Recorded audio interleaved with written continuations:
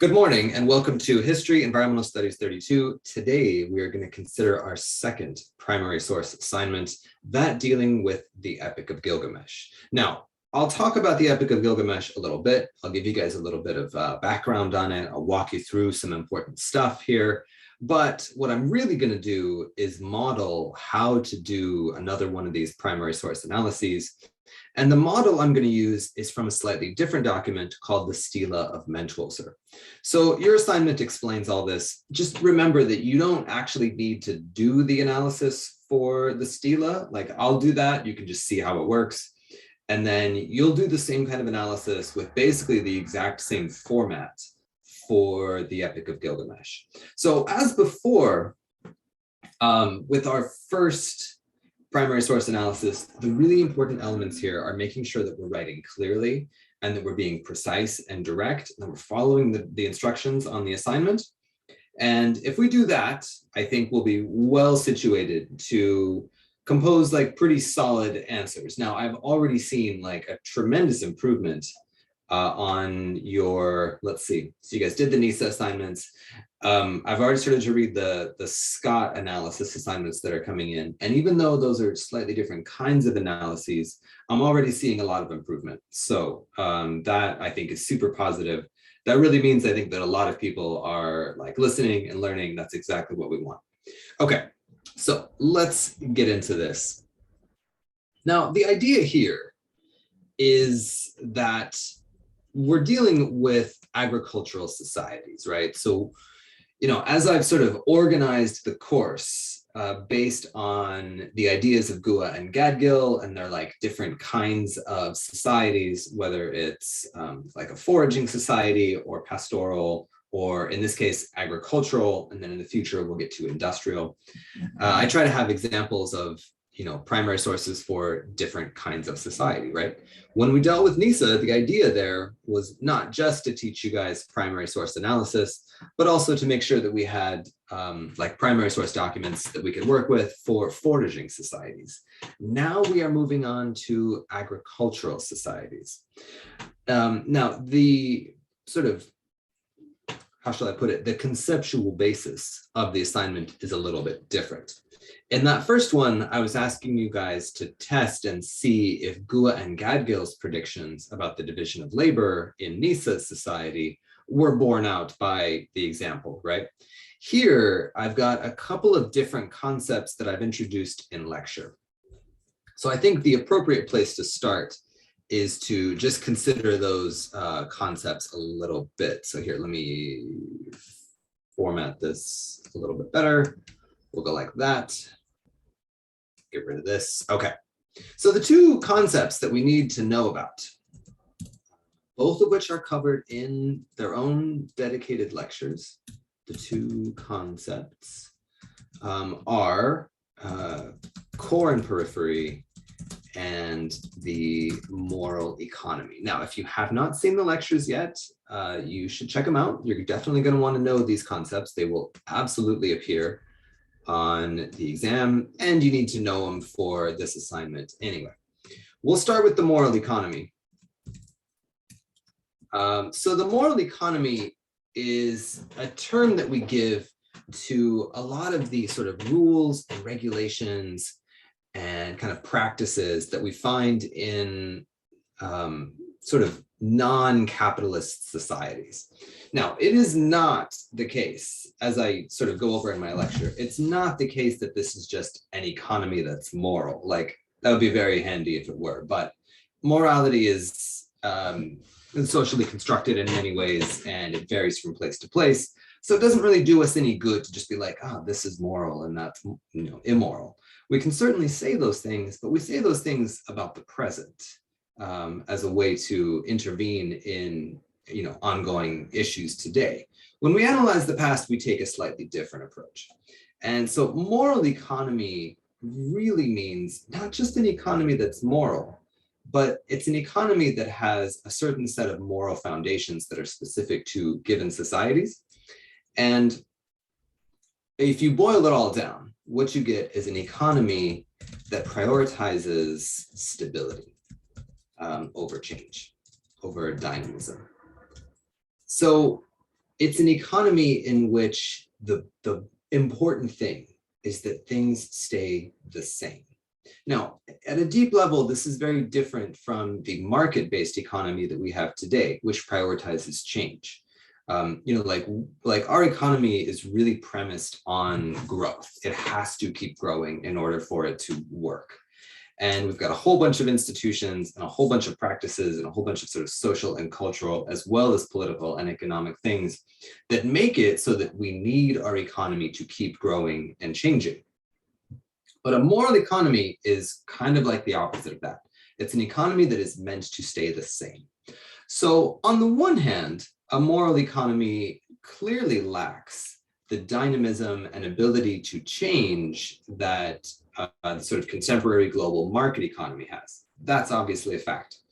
On the other hand, a moral economy is extremely stable and it's very predictable, and that has its own benefits, right? So it's an economy that prioritizes stability over change. Now, if you guys have seen the lecture, you'll know that I go through and explain like how this works, right? And it works because there's a certain set of kind of practices or tenets that tend to be quite common in moral economies. So one of the things that it does is that it provides what we call a guarantee of subsistence.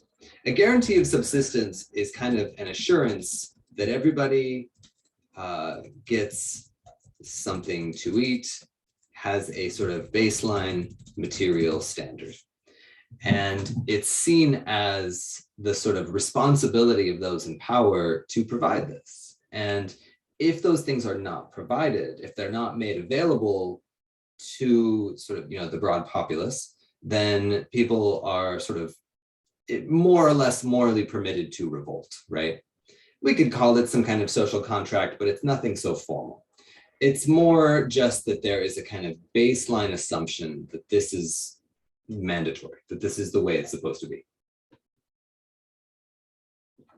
Another element that we see commonly is that it tends to prioritize a direct connection between the production and consumption of goods, especially food. Moral economies tend to regard anyone that stands between the production and consumption of food as a kind of morally suspect middleman at best and an outright criminal at worst, right? So people that might stand in between the production and consumption of food, a really common figure that we see in lots of different places who is hated is the miller. So the miller would be the person that would take people's grain and grind it into flour so that it could be made into bread or whatever else they're going to make with it. And in many cases, millers sort of run these mills. The mills are often provided by the local lord or by the king or whoever. And typically, local peasants will have to go to the miller. Like they'll be sort of obligated to go to a certain miller, use that miller, give that miller like a little share of their grain in exchange for the service. And they hate this. They hate this dude. Millers are frequently regarded as like total scam artists. Like people often hate them. Because in the moral economy, these people are standing in between the production and consumption of goods, especially food, right? So this pattern right here is a really common pattern that we see in a lot of societies, a lot of agriculturally based societies. There's a guarantee of subsistence, and there's this prioritization of a direct connection between the production and consumption of food. And I think like the sort of function of these things is, as I said, to maintain stability, but it sort of does that by ensuring that when the famine comes, because it will, it is not the fault of the ruler. And, we have to remember that in pre-modern societies that are reliant on agriculture, crops fail about 1 year out of 5. Now, a crop failure doesn't necessarily mean that like everyone starves. It could just mean that prices are unusually high, that they have to resort to sort of backup or, emergency measures. But you got to figure, about 1 year out of 5, you're going to have a very bad harvest. And so for these kinds of societies, the question is not like, how do we avoid famine? It's more a question of what do we do when the famine comes? They regard scarcity as a kind of inevitability, right? And so they build in these kinds of things, these kinds of sort of policies in order to deal with that like eventuality when it arises, because it always does. Okay, so this is a really good concept for us to know, this idea of the moral economy. Now, the other concept that we will discuss, we'll use for the other one, for our, that you guys will use. I'll use the moral economy in the model. You guys will use core and periphery in your responses. So a core and periphery, these are descriptions of space and how they are used. Descriptions of space and how they are used. And the core, the fundamental definition that we are concerned with in core and periphery is population density. So that it's about a ratio of labor to land. And if it's a high ratio, that is lots of labor and not that much land, that is a core. Think like a city, a settlement of some kind, a concentrated group of people that has lots of labor. If it's a low ratio of labor to land, so that it's like not much labor and lots of land, that's a periphery. Think the countryside. Now, the fundamental definition of core and periphery is that it's about the concentrations of people. There are a few like occasional things that we find. They're not essential. Like the essential thing is this. So when you guys go to prove core and periphery to me on your assignments, this is what you should look for. This is the thing, right? We can sort of add other layers of it that increase the importance here, that are of decreasing importance.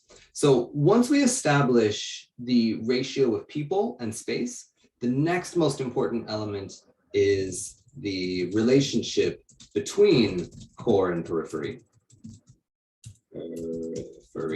So that the periphery provides raw materials to the core, which processes them in some way. Raw materials are things that are grown or captured or harvested or extracted directly from the earth. So that would be things like wood or grain or fish or like whatever things come directly out of the earth.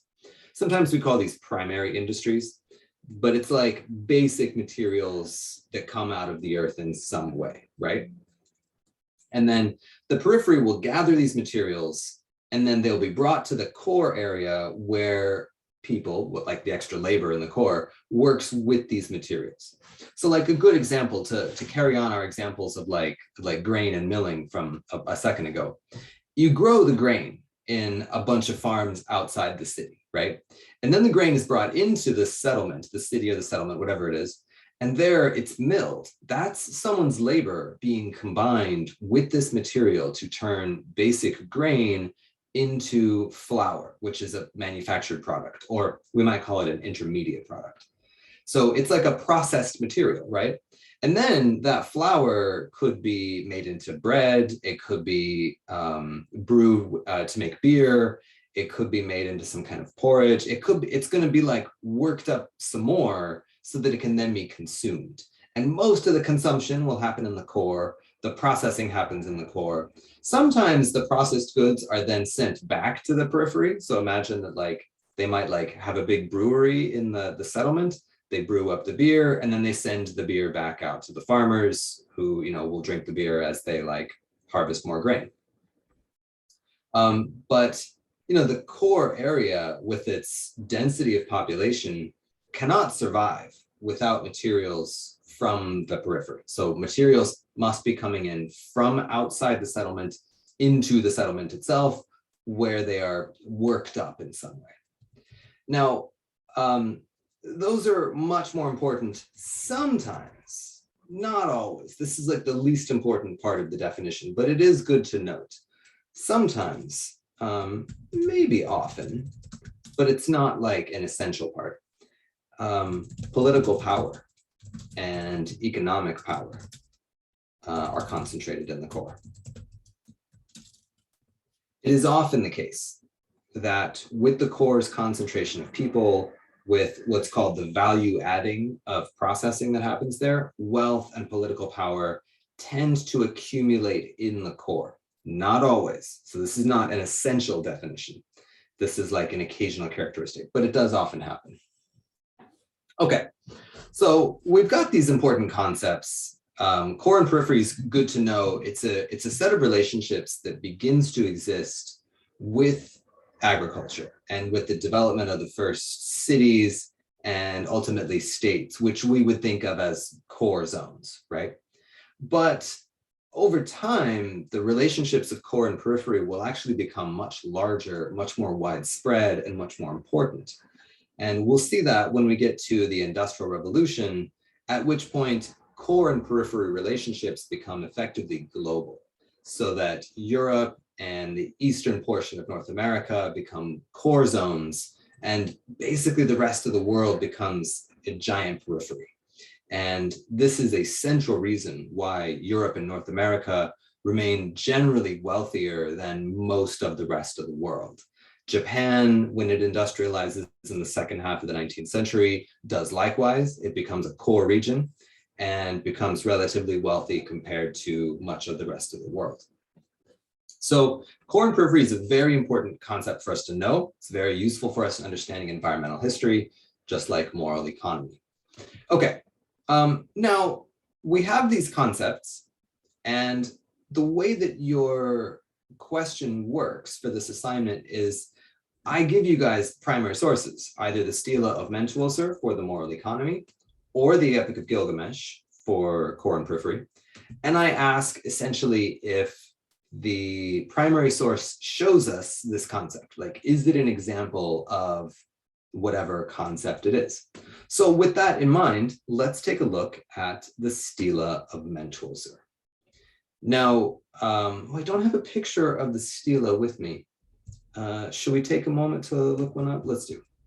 Just so you guys can see what it is. Stela of Mentuwoser. It's at the Metropolitan Museum of Art in New York, and it looks like this. It's not actually that big. I think it's something like 40 inches or something like that. So it's like a few feet. Like it's, I don't know, maybe roughly the size of like a large TV, something like that. Not gigantic, but it's not like a little teeny thing either. And what we have, what I've provided for you, is the text. We've got a little bit of writing up here, and then there's like this big block of text down here. So what does it say? Well, you guys have this little description here, right? We've got all this stuff. And then the text really gets going. So there's like a horizontal inscription at the top, and then there's a whole bunch of lines below, right? And it's all done in hieroglyphs. And it's a pretty fascinating little document. It is from 1944 BCE. So the question we have then is, can we look at this document and find evidence that this society, which in this case is basically ancient Egypt, did this society have a moral economy? And so to do that, we're going to follow very much the same process we have done in the past. We're going to read through this, look for a bunch of examples, see what kinds of patterns emerge in those examples. And in particular, the patterns we're looking to see is, does this fit the definitions we have of moral economy? Do we see some notion of a guarantee of subsistence? Do we see anything like a direct connection between the production and consumption of goods, especially food?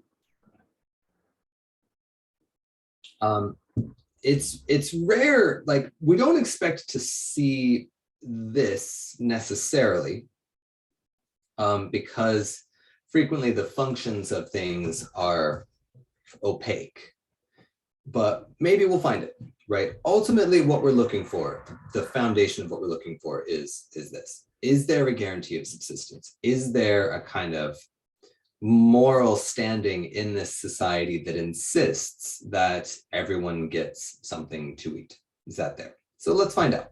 Let's see if we can figure that out and find a pattern here. Okay, so here's our document. Just a reminder as well, when you guys are analyzing a document, don't analyze the description or introductory part. Like, this is text written to help you guys understand what you're looking at. It is not meant to be a source of evidence itself. You really want to look at the actual text on its own. Okay, so I'm just going to read through this. It's a nice short one. We're looking for references to things like food, looking to see, we'll look and we'll see what kind of work is going on. We'll try to figure out who this guy Mentuwoser was. We'll try to get a sense of this. Okay. So we have this. There's an offering. And okay, so this is the writing here is written as though this guy Mentuwoser were talking to us, right? And he claims to be a caretaker for the afflicted. Okay, great. Barrier of the dead. Okay, awesome. He's basically a gravedigger. Interesting. Who gives things to him who has nothing. Okay, so we've got like an assumption of charity here. Okay. Diligent subordinate in the king's house. He's acted as granary overseer during the counting of barley. He's acted as overseer of more than 3,000 people. This is interesting. So he's clearly, yeah, and there's more here. I've acted as overseer of cattle, overseer of goats, overseer of donkeys, sheep, pigs. I've directed clothing to the treasury. This guy is basically like an accountant. That is what it seems like. He seems to work for the king, and his job seems to be to oversee labor as materials are like brought into some kind of centralized storehouse, right? Because they've got a granary and they've got a treasury. So they're clearly storing these materials in some centralized way. Okay, I'm generous with surplus of food. There is no lack for one to whom I give. I share the greater portion of meat with those who sit next to me. Interesting. This is a great case where you have to look at the text and don't overinterpret. Does this mean that like literally the person who is sitting next to him? Well, like, I don't know. It's hard to say. Does it also mean like that, maybe sitting next to someone carries some metaphorical meaning? It's hard to say, right? I think in this case, all we could really say is that he seems, he's claiming to be very generous. He claims to share the greater portion of meat with those who have some proximity to him. It's unclear exactly what. Apparently his family loves him. He has not hid his face from the one who is in servitude. So we know that this society has slaves or servants of some kind. We saw that with Scott's book, right? So we expect that this ancient society would have some kind of bonded labor. Hard to know what it means to not hide your face from them. Again, like, be careful not to overinterpret these things because we just don't have enough context to really know what's going on in this document.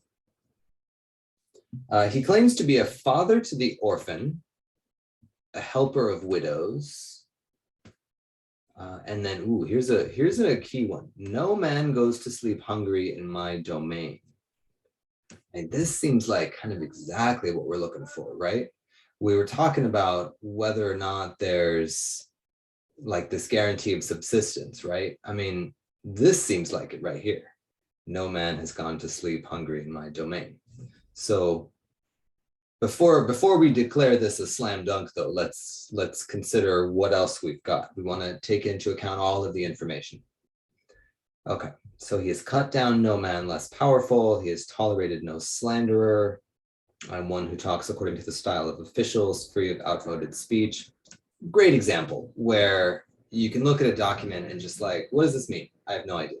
Like we just don't know. Claims to be a proper judge who shows no partiality to the one who can give rewards. I guess what he's telling us there, well, what do you guys think? I know there's a few people watching. What do you think that he's telling us when he says this? Let me know what you guys think of this. You can tell me in the chat or you can unmute, but I'm curious what's your first impression of this?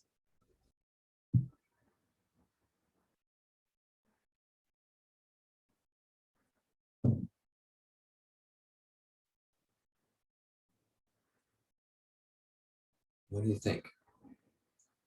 Dude claims to be a proper judge, does not show partiality to the one who can give rewards.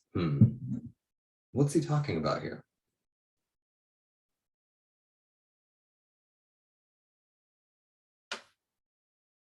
He won't be bribed. Yeah, that's what he's telling us. He's like, I don't accept bribes. Well, great. You know, it's good to have achievements. That's really good. I'm glad for this guy. He will, right, yeah, as you should. This is a really interesting point the guy's making though, right? Because it raises an interesting question here. Now, this is not exactly the question that we're asking, but we'll pause a moment and consider this. Do you guys think that we should believe him? Should we believe that he like doesn't take bribes? Why should we? Well, maybe we should believe him because it says so. I mean, like this is literally carved in stone. That's the reason why we should believe him, because it says so.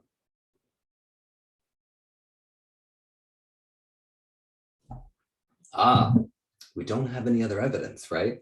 So if we don't have any pattern here, and a single document, or in this case, a single reference within the document is never enough to prove anything, right? And it kind of helps to sort of imagine the possibilities here. Imagine the sort of different paths that we might take, the different logical paths we might take from a statement like this. We could say this guy is lying, right? And if he's lying and he takes bribes, well, then I guess bribery is a real problem in ancient Egypt, right? Because this guy's out here like lying, right? So that would be a bummer for them, and kind of immaterial to us, but like it'd be a bummer for them. Or he's telling the truth, in which case bribery is probably also still a problem in ancient Egypt, because if there wasn't any bribery going on, then there wouldn't really be much of a reason for him to claim that he doesn't take bribes, right? By him saying this, he's kind of signaling to us here, like I think a conclusion that we can actually draw from this is not so much that this guy takes bribes or doesn't take bribes, but we can tell that bribery must be happening because he mentions it. They feel it necessary to say, oh, I don't do that.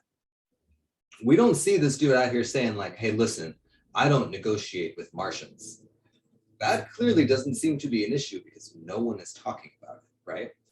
The fact that he has mentioned, I don't take bribes, indicates to us that at some level, bribery is a problem in this society. We don't know if Mentuwoser himself is like, you know, where he sits in this whole problem. Maybe he's part of the problem, maybe he's not, we don't know, but the problem likely exists, right? And I think that's a good illustration of what a single example can do for you. A single example can rarely prove anything specific, but it can tell you that something is possible, right? So this one single example helps us understand that bribery is at least an issue, right? It's at least a kind of possible thing that might be discussed. Okay, moving on. He claims to be wealthy, well supplied with fine things. There's nothing I am missing in all my things. He's got lots of things. He's an owner of cattle with many goats, donkeys, sheep. He's got all kinds of barley and wheat, fine in clothing. There's nothing missing from all my wealth. This guy's really flexing, right? Like he's really trying to act like he just has a lot, right? He claims to be well supplied with boats and rich with vintage. Do you guys know what vintage means in a situation like this? Any idea what vintage means? Oh, well, it means a pair of 1977 Levi's 501s. No, what does it mean? What would vintage mean here?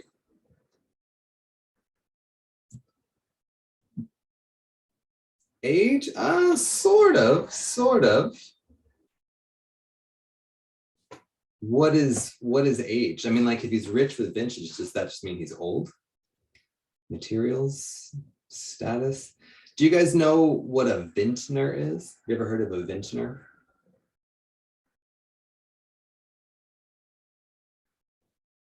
A person who makes products with the vine, the most famous kind of vine being, of course, a grapevine. A winemaker, exactly, right? So a vintner is a winemaker. So when he says that he's rich with vintage, he's telling us, I've got lots of wine. Okay.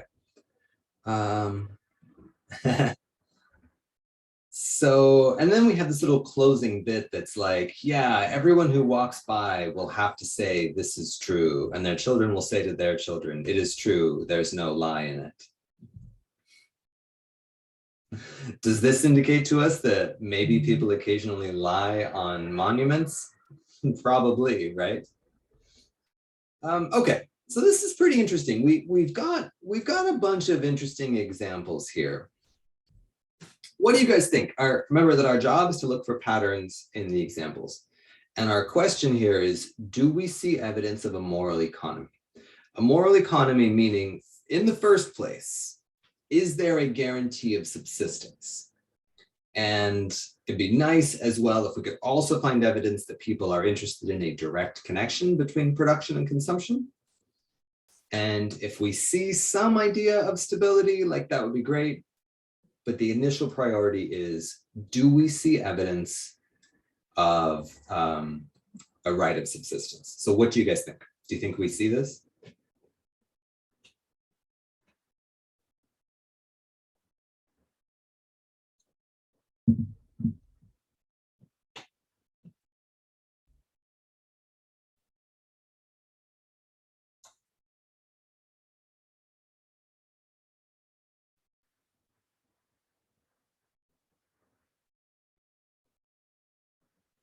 You feel like they're trying so hard to look moral. Can you expand on that? What do you mean by that?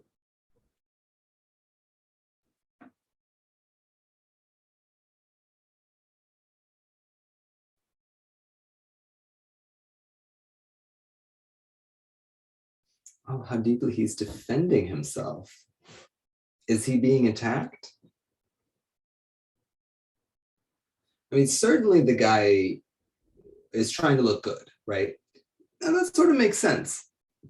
I don't actually know if Mentuwoser was alive when this was written. This might be posthumous. He might still be alive. But I always thought of this as a kind of monument to a person intended to last beyond their death, right? And so if you're gonna get a monument, usually like it's a good thing. Like there's not too many monuments to people that everyone hates, right? That'd be very interesting. Actually, that raises a super interesting question. Can you think of a monument that is deliberately like a hate monument? Columbus Day is coming up, and yes, it's true. Lots of people hate him with good reason. He was widely known as a piece of trash in his own day. But the monuments for Columbus celebrate him. Interesting. Yeah, ask yourself, are there monuments to things that everybody hates that are deliberately hateful? That'd be really interesting to know. I can't think of any. Anyways, I think this is meant to be a positive portrayal of our man Mentuwoser here. Okay. But really, I think we've got to look beyond this, right? We have to look a little bit wider here, because We're less interested in Mentuwoser himself. How much can we actually know about him? Well, very little, right? Because we don't have any kind of corroborating evidence. What we're looking for is to try to figure out what are the sort of ethics or morals that underlie Egyptian society. Like, is there a system here that seems to promise like a meal for everyone? And I think that we have one very strong and very direct piece of evidence in support of that, but it's only one. And then if we look beyond that, I think we've got a little more evidence that's a bit more, shall we say, oblique. It's not nearly as direct. So let's see what we can put together. Let's see if we can put together like a kind of solid conclusion here. So let me open up a new one of these so I can write. And we know that Mentuwoser claims to be, he claims that no man, what does he say? No man has gone to sleep? Yeah. No man has gone to sleep hungry in my domain. Okay, and that's on page 2. It's going to be a little silly. We're going to cite like page 2 for virtually everything. That's okay, because the habit that we're building is that we always put page numbers. We just need to make that habit and never forget it. Okay. Now, beyond that, one very strong piece of evidence, there's further evidence of a kind of general charity, right? For example, he claims to be, so he also claims to be a father to the orphan. What does he say? A friend to a helper of widows, a helper of widows, also on page 2. And then there's a few other bits. Let's see. He claims to be who gives things to him who has nothing, page 1. A caretaker to the afflicted. You know, we don't know like what kinds of afflictions this means, right? Is this like people who are cursed? Is this people who are attacked by like, I don't know, like disease? Like we don't know, right? This is it's pretty vague, right? He also claims there is no lack. What is it? There is no lack for one to whom I give. For one to whom I give. Lovely grammatical construction. And I share the greater portion of meat with those who sit beside me. Okay, so what I'm going to do, I actually noticed 2 patterns here. We've got this general pattern of charity where he claims to be quite charitable. But there's also some indications here of favoritism. And one of the indications is he says he shares the greater portion of meat with those who sit next to me. That's page 2. Where was another one? Let's see.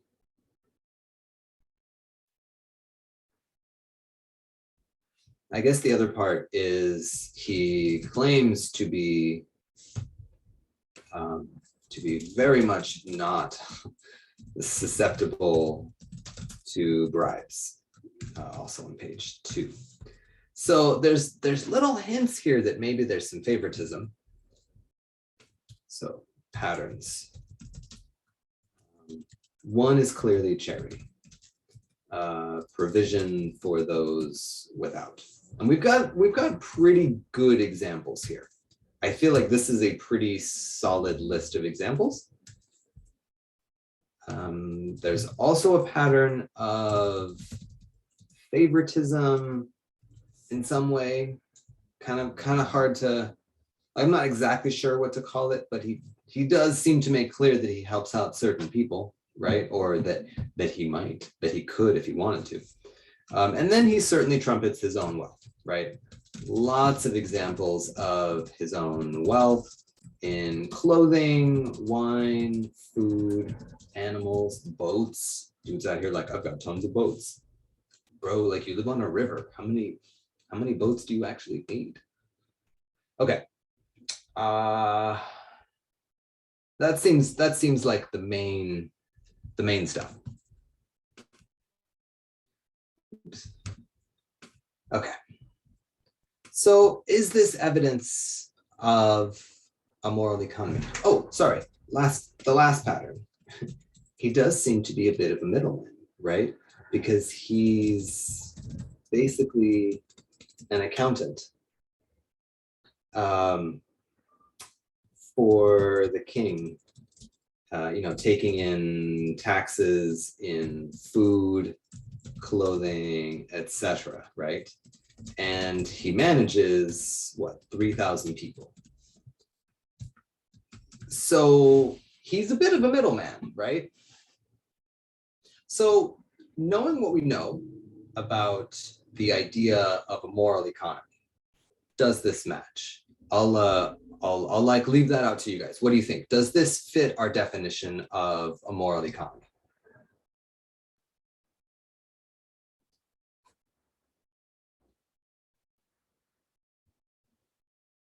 One person says yes. Okay. In the yes camp, what's the best piece of evidence here, or the most robust pattern that supports the idea that it does?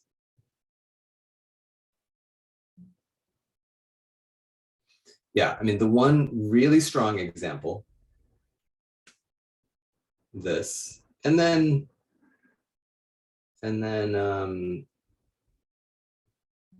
well, I share the greater portion of meat. I don't think that's an example of a moral economy, because the idea of a moral economy is that everyone sort of has a claim to stability, right? To provision of some kind. So the sharing the meat part, I think, is almost a counterexample to the moral economy. But these bits here, I think this is pretty strong. Pretty strong that there is a kind of baseline that's expected. Now, where we don't see it, we don't see any notion of a direct relationship between production and consumption. In fact, we see the opposite of that this guy is a kind of middleman. Now, maybe he sort of squares the circle because he like takes in all this stuff, and then he's the one that directs provision to people as needed from this storehouse. It might be the case, possible. We don't really know, but that would be logical. But I think we could say here that this matches the description of a moral economy, at least partially, because we do see what seems to be this guarantee of subsistence. We see some elements that don't fit. So let's sort of write this up here. There does seem to be a guarantee of subsistence, but there is no evidence here of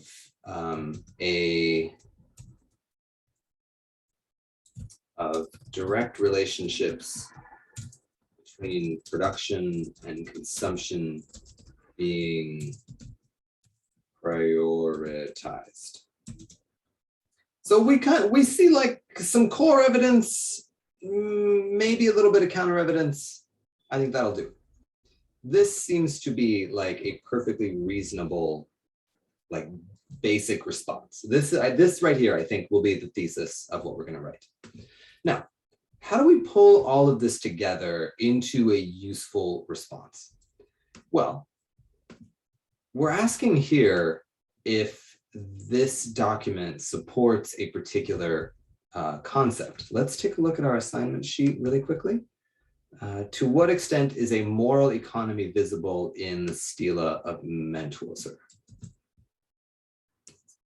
Let's put our question here. Okay. And I think we can say, remember, we want to begin with a clear, direct, and precise and specific answer. So let's say a moral economy is partially visible in the Stela of Mentuwoser.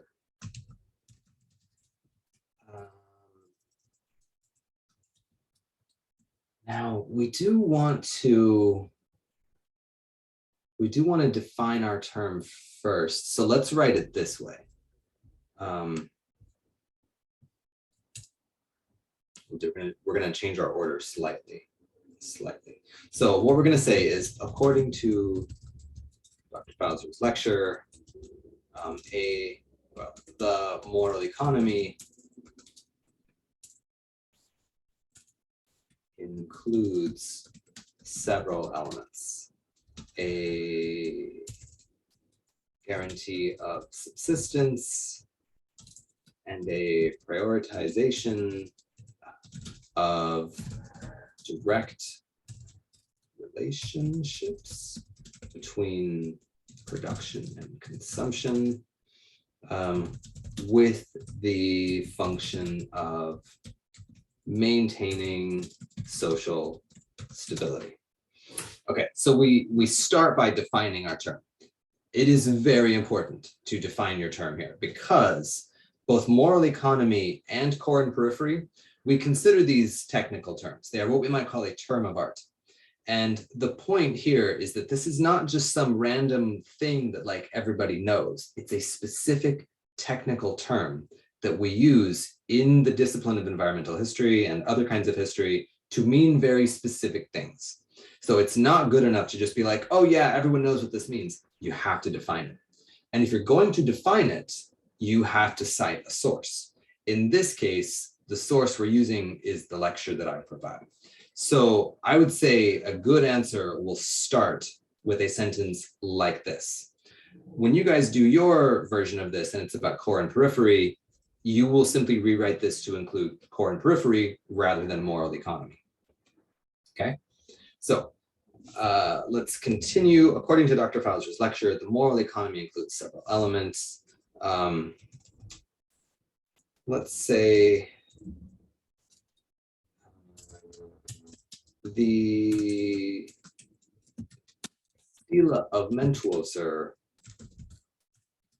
partially matches this description in that it does have a clear pattern demonstrating a guarantee of subsistence, but there is no evidence of direct relationships between production and consumption being prioritized. Okay, so we have defined our term, we've provided a clear thesis, and notice how in providing this thesis, we now have two tasks, right? Task number one is to show this is true. Task number two is to discuss this issue. Now, what I've said here is there's no evidence of it, right? So that's a negative claim, and it's very difficult to prove a negative claim. I can't be like, let me prove to you that there's no evidence, because like, how can I prove that? There's nothing for me to show, right? So we're gonna address this issue, but the key here is to note, we've got to address this, and we've got to address this. So let's address the first part. We've stated here, there's a clear pattern demonstrating a guarantee of subsistence. Now, how do we actually describe our evidence and really, explain it and give it meaning, right? Well, I think the first thing we can do is say that the Stela makes very clear that Mentuwoser had, or at least claimed, a charitable role in providing for everyone, stating that no man has gone to sleep hungry in his domain. So, sorry, page 2, like that. Mentuwoser further claimed to be a father to the orphan and a helper of widows. And that, what did he say? That he is generous. Oh no, I'm like looking for different documents, but it's actually just up here. And that he gives things to him who has nothing. Okay, oops, man, all over the place, all over the shop. And that he gives things to him who has nothing. Okay, so I think we've got pretty robust evidence that there is a kind of charitable role, right? We can say something like taken together. This demonstrates that a guarantee of subsistence existed, at least, it's funny, like you'd say at least on paper, but this thing is written on stone. So at least in the literal sense of the stela.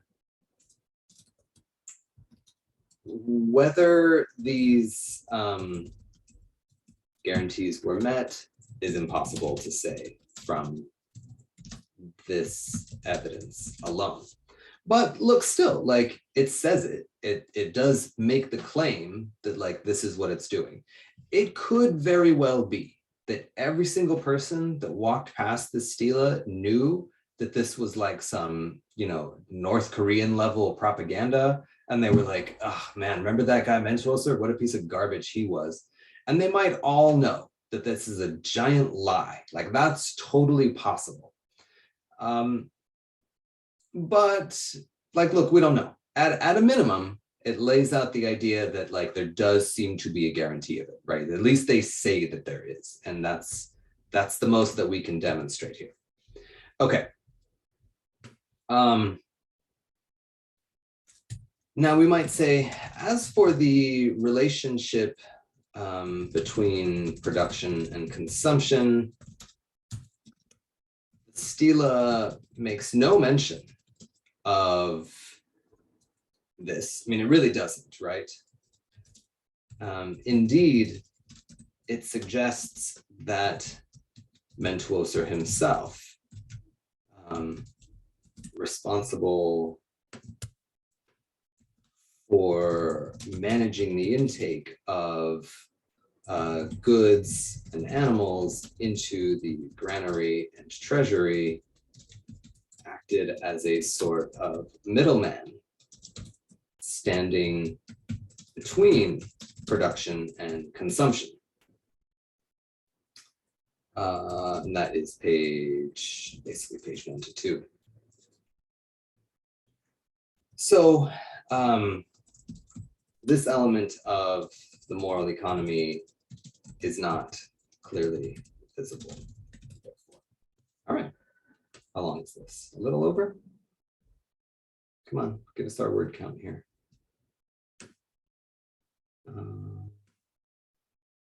This is enough. Yeah, it's 215. Okay, we could actually explain this a little bit more.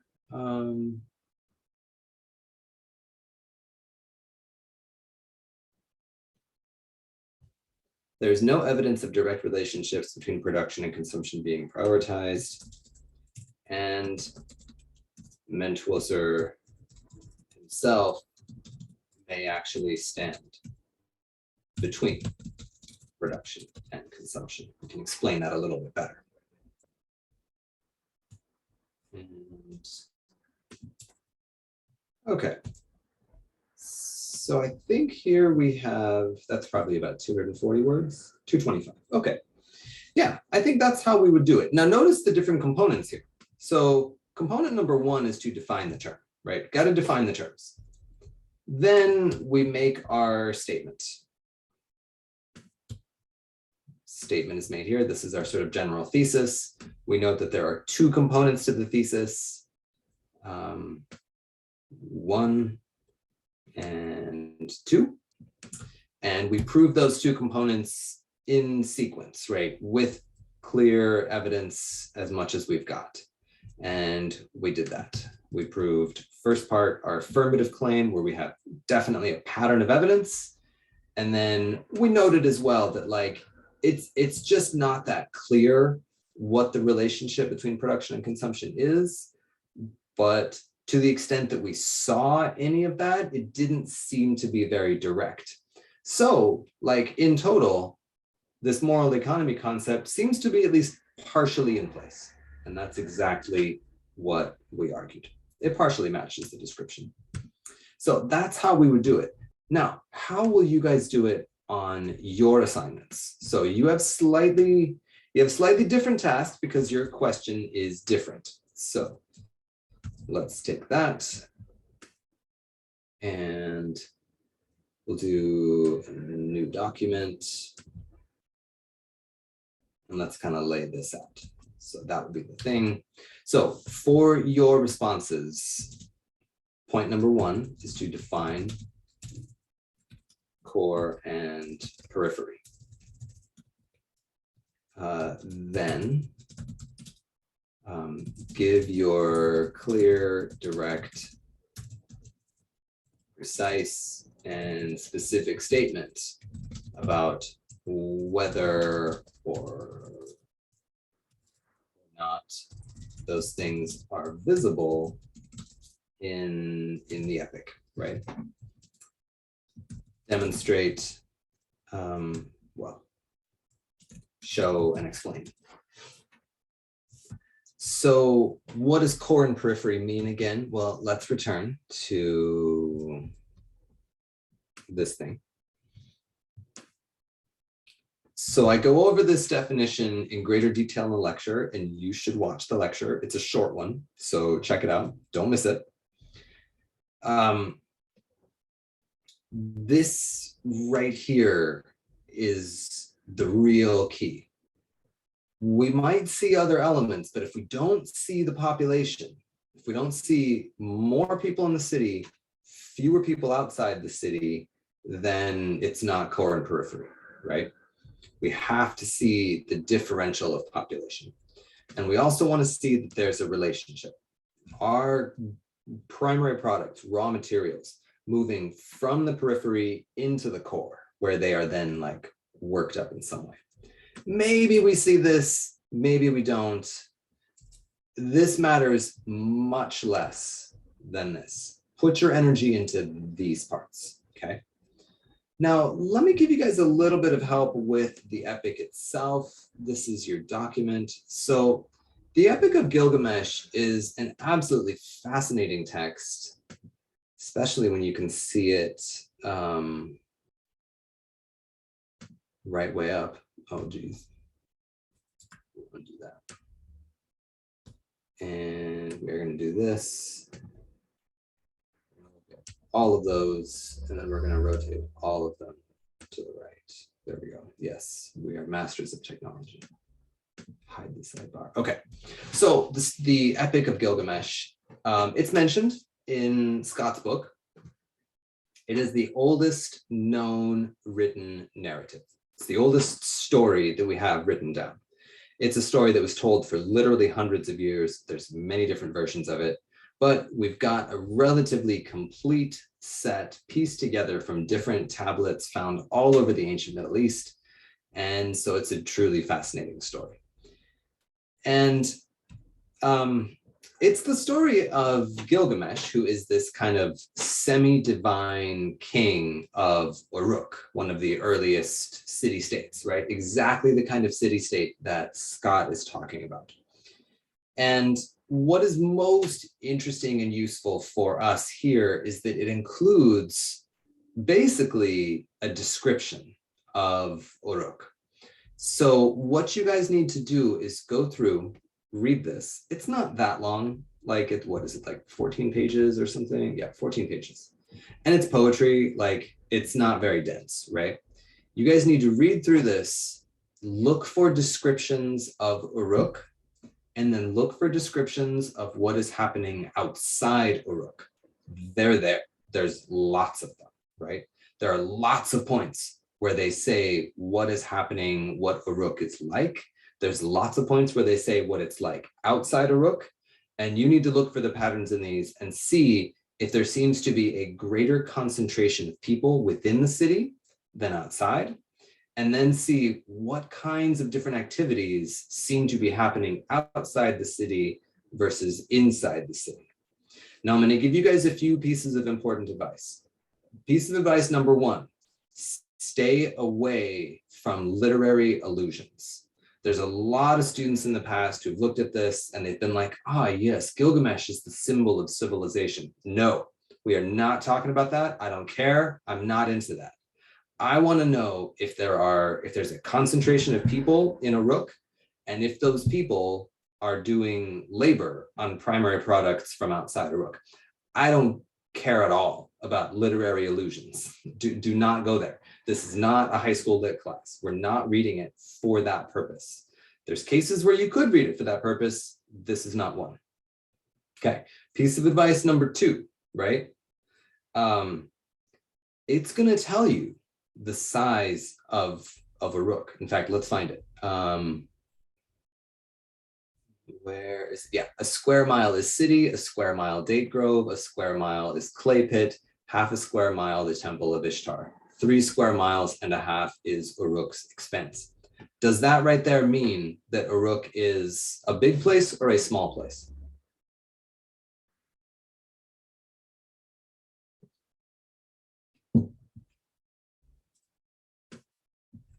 Tell me what that means. Does that mean that Uruk is a big place or a small place?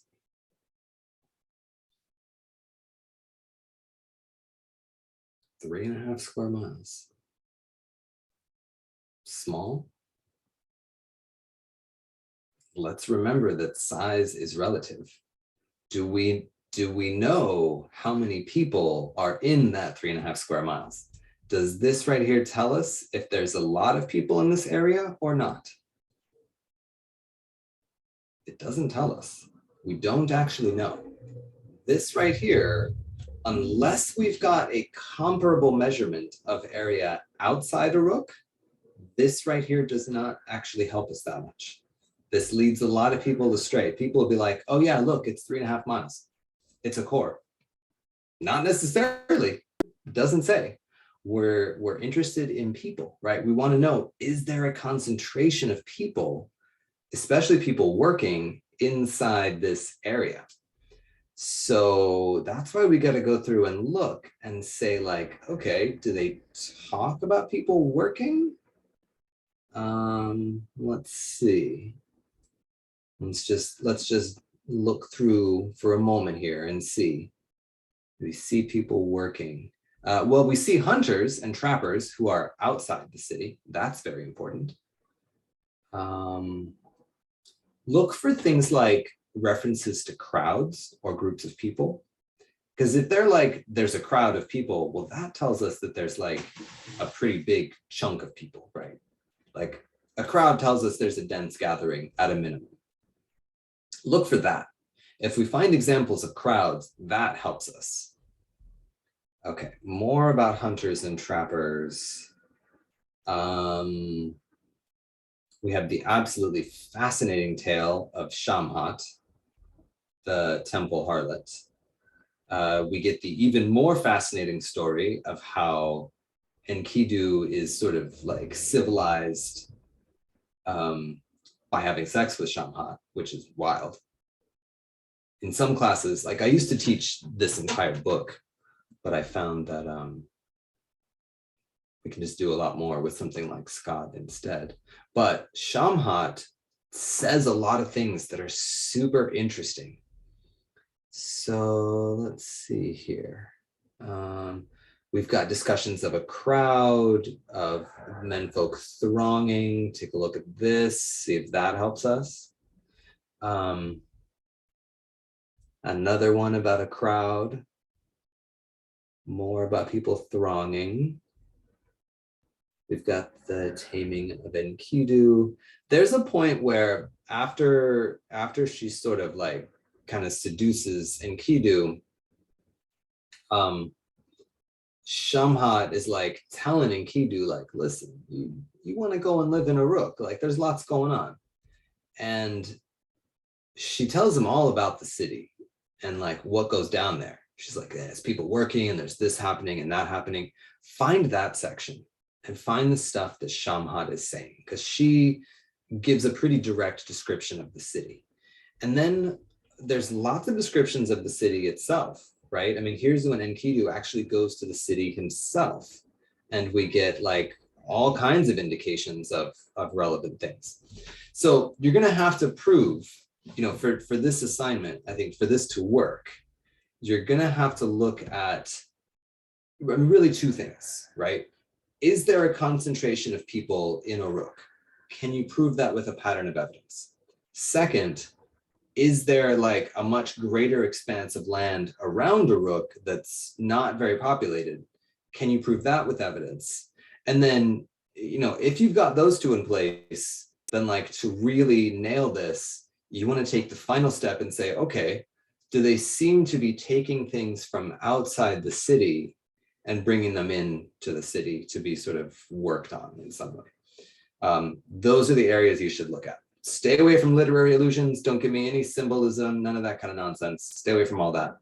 Look for concrete descriptions of people, places, the city, things like that. Okay, we're nearly at our time. Can I answer questions for you guys? What can I do to help? I'm going to help myself by pulling the shade down on the window slightly.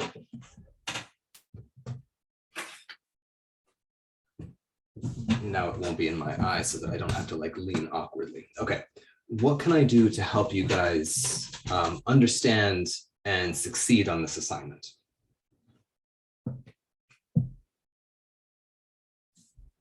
You guys should have a good idea of the format to go through or to go for.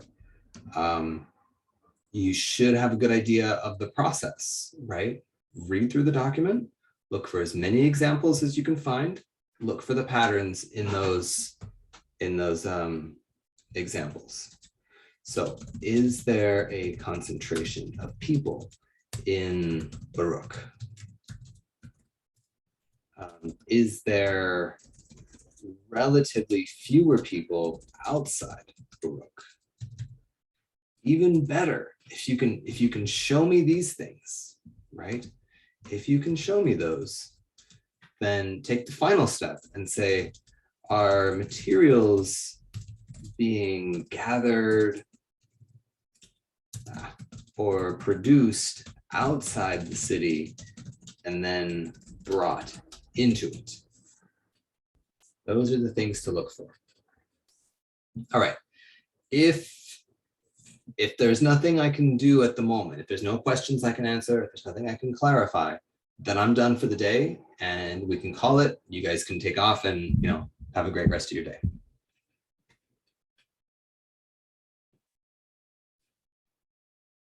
Seems like cool. You're very welcome. All right, guys, have a great day. Good luck. You too. Bye. You are very welcome. It's my pleasure. Okay, then that will do it for today. Good luck.